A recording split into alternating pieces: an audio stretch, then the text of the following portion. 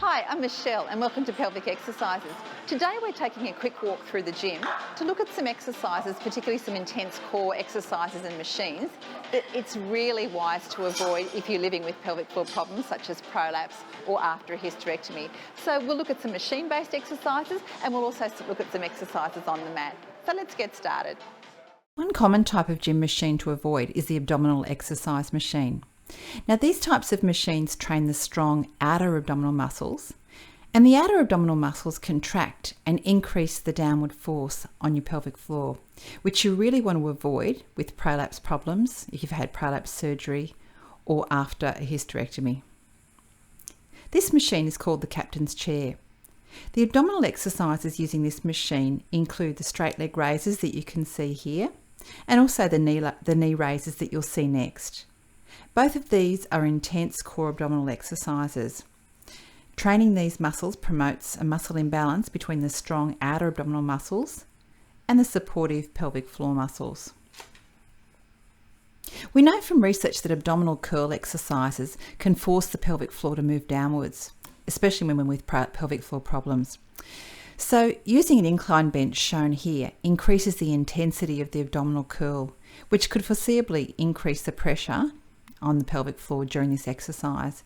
And here's the same exercise that you can see using an abdominal weight.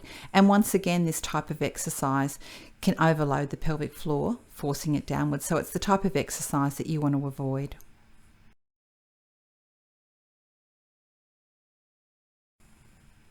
Another version of the abdominal curl exercise is this one performed lying backwards over an exercise ball.